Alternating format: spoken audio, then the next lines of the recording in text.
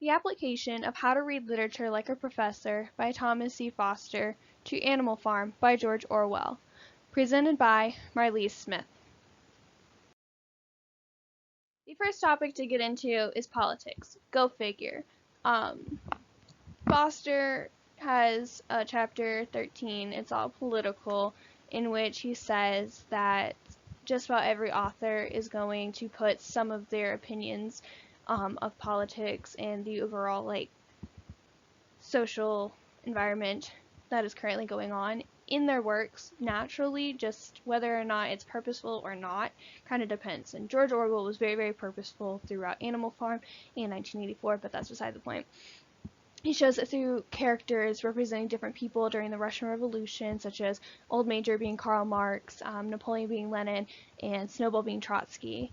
Another one that is shown, but like the reader might not think about as far as in depth about this, is the evolution of the KGB, which is shown through the dogs representing the KGB, but they also are puppies that then grow into this very, very violent thing. And the KGB had like 3 other previous groups, the Cheka, the OGPU, and the NKVD, that then evolved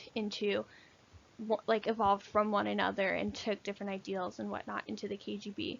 Another very, very obvious way that the politics are shown is through the plot line being paralleled to the Russian Revolution and then what happened afterwards as the country became more and more oppressed and under a dictator. The second biggest topic for Orwell's Animal Farm is one of the most important chapters in Foster's book, How to Read Literature Like a Professor, in that is chapter 26, Is He Serious? And Other Ironies.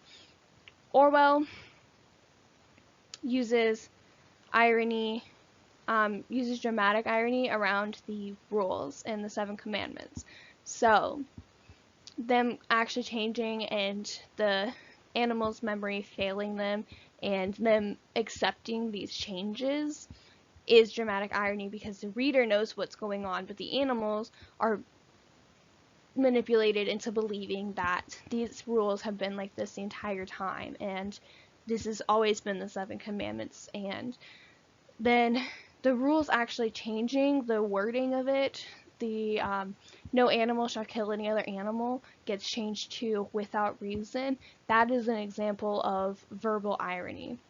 Another dramatic irony would be Boxer's death whenever all the other animals know and finally read the side of the truck and it says horse slaughterer and they're trying to yell at Boxer.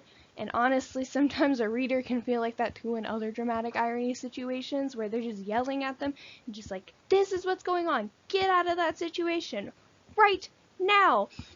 But Boxer has no idea what's going on, so he continues, and he's honestly also trapped, and if he wanted to get out, he couldn't. The final topic is situational irony, and it's the final scene in the book, Animal Farm.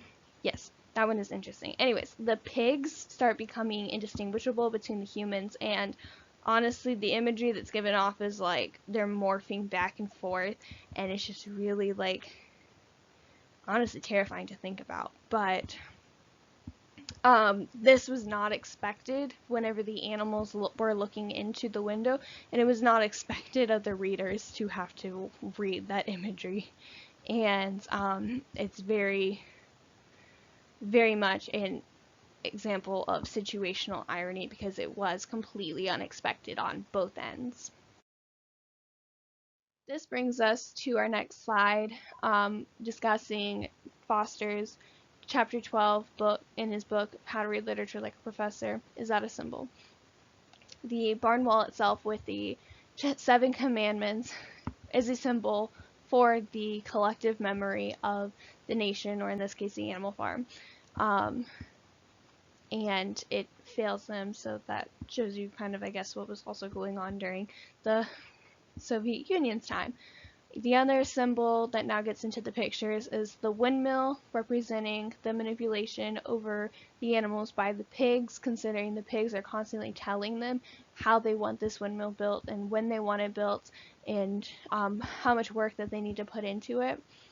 So that in itself is very, very manipulative. Finally, Boxer is a symbol for the effort and perseverance of the general public for the common good of the Soviet Union, excuse me. These people are then also working so hard, and just like this common class of like everyone, and Boxer also represents like the spirit that people had towards the beginning of this, of like Napoleon is always right. And that goes into the just horrible conditions that Boxer was eventually put through, and physically his health just started deteriorating, and that represents the just overall what was like that wasn't, it's not really a representation, it's just what was happening to the people of Russia, where they are just working themselves to death for what they believe in. And it's just a really big emphasis on that. And his lung like getting seriously damaged, and that being the main cause of why he's brought to the slaughterhouse, is about like the breath and vitality and air of like that can also be represented for like that just deteriorating as well, and then just several people dying and not being able to breathe anymore for Russia. The next chapter up for discussion in Thomas Foster's How to Read Literature Like a Professor is chapter 11, More Than It's Gonna Hurt You, concerning violence. So in Animal Farm, violence itself is a symbol for humanity, shown through Mr. Jones, and then furthers whenever the pigs start becoming violent. But violence also in this not only furthers the plot, like Foster continues to mention, it also is a correlation to the overall corruption of the pigs, and representing then also like the corruption of the government of the Soviet Union. Moving on, the next chapter to discuss is Don't Read With Your Eyes, chapter 26. As the reader has to think about, while everything is seeming frustrating, the reason why it's seeming frustrating is because of the dramatic irony. The reader knows so much more than the animals, simply because the animals are not as well educated as the pigs, and the animals are also being manipulated to forget all of these things, and there's a difference between the generations, and so as more generations are brought up, they are brought up in the ways that the pigs want them to, rather than remembering what all happened and how conditions really were for the life of the animals before the farm, or before Animal Farm was created with Mr. Jones, because honestly there really isn't that much of a difference, and it might even be worse by the end with the Animal Farm. This also can have parallels to the Russian Revolution, in the sense of like, since the animals aren't as well knowledgeable, that also is similar to how Russia isn't as knowledgeable as the rest of Europe, and even has their Industrial Revolution like a few decades after the rest of the world, basically. But that also needs to be kept in mind for the reader, because it is very, very accurate in the sense of why the animals aren't as well educated. So these next few topics, more or less, are not super, there isn't really a way to relate them all together and intertwine them, except for the last two that I'm going to talk about. But the Bible just kind of seems really interesting, completely different from Don't Read with Your Eyes. But the symbolism and whatnot, the connection to religion in here is through Sugar Candy Mountain. It is, the whole story is told by Moses the crow, who also, there's this, the connection to the Bible can be seen through him going away for a while and then coming back. Just how Moses went away to retrieve the Ten Commandments and then came back to the Israelites not worshiping their God anymore and actually worshiping a false god, which can be seen through the animals had their faith and hope in Sugar Candy Mountain before everything went down, and then whenever Moses comes back, their faith is now put into what the pigs have to say. And for for Sugar Candy Mountain to exist, that means that something better has to exist than the life that they've created for themselves. And the animals don't want to believe that. They like physically can't, to an extent. They are just so proud of everything that they've done, and how can anything be better than what we've created for ourselves, because we created this for ourselves, is the logic that goes behind it.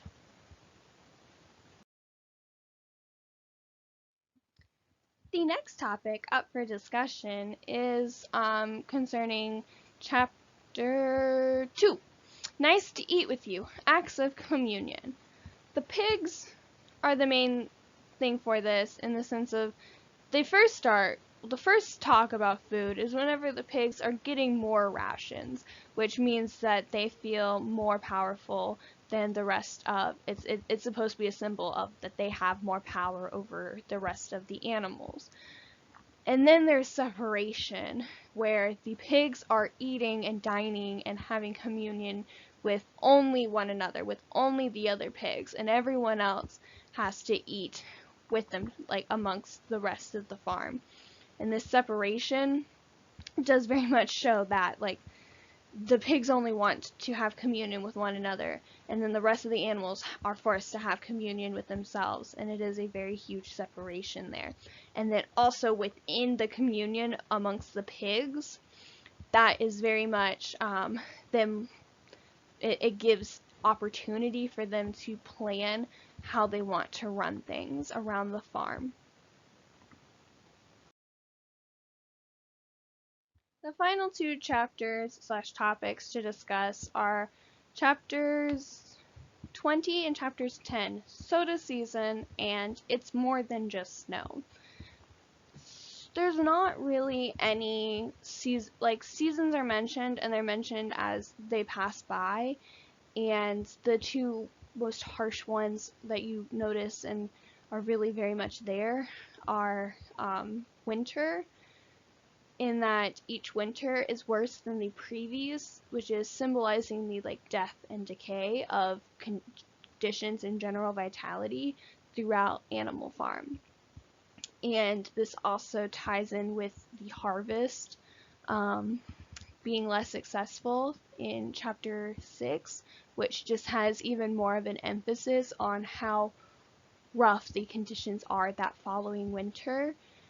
However, the animals are still working through the winter, rain or shine, as it says at the end of chapter 6, when it's just even bringing more of an emphasis on this horrible conditions that these animals are being put through.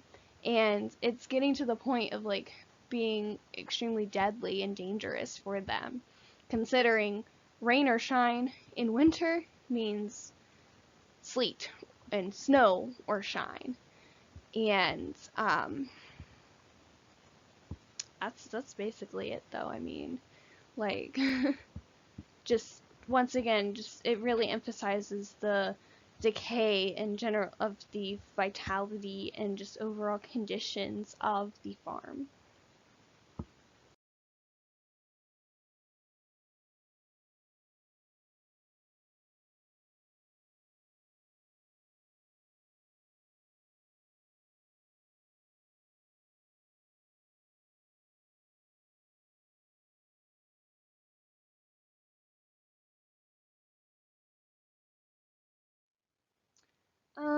that is all, folks.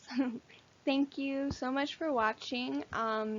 I give credit where credit is due. This is mainly just pictures. But anyways, thank you so much for watching.